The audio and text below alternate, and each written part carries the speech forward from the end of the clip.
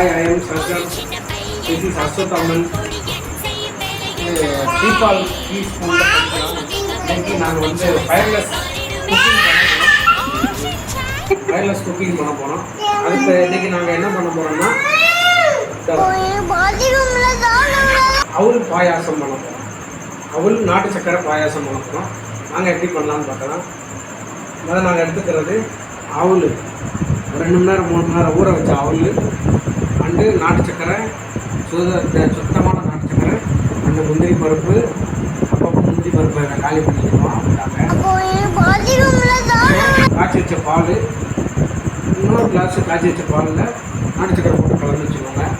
இப்போ எப்படி பண்ணலான்னு பார்க்கலாம்.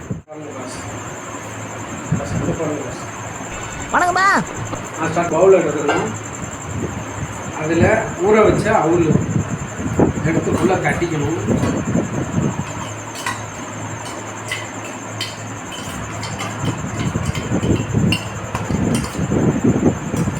கட்டிட்டு நாட்டு சக்கரை போட்டுக்கணும். போடுங்க ப்ளஸ் கொடுங்க.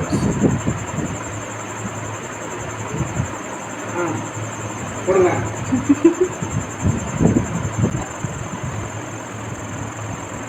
நாட்டு போடணும். ஸ்பூன் நாட்டு சக்கரை போடுங்க. போட்டு நில்லுங்க.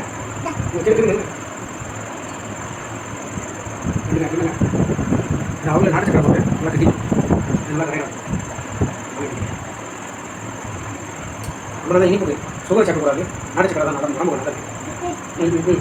டீட்டெயில் இனிப்புக்கு ஏற்ற மாதிரி அவ்வளோக்கு ஏற்ற மாதிரி போடணும். அவ்வளோ வந்து காக்கில் எடுத்துருக்கேன். விடுங்க.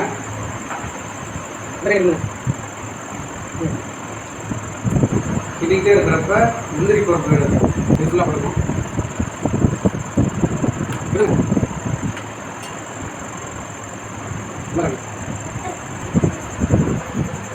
என்னென்ன இந்த மாதிரி வரும்.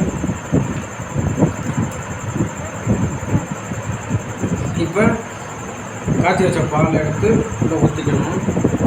இருங்க.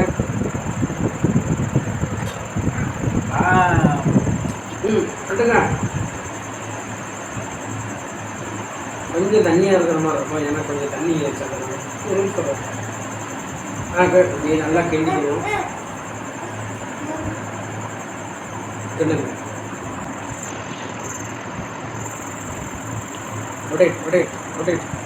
ஹாய் சொல்லு.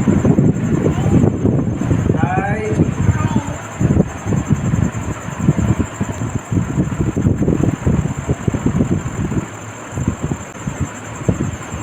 நல்லா கிண்டிட்டு ஆல்ரெடி நாட்டு சக்கரை போட்ட பால் எடுத்து அதை ஊற்றிக்கணும்.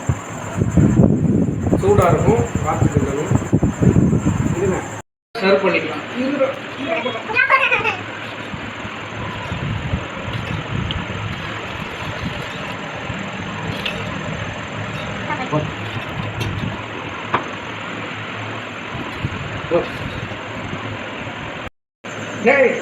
சாப்பிட்றோம்.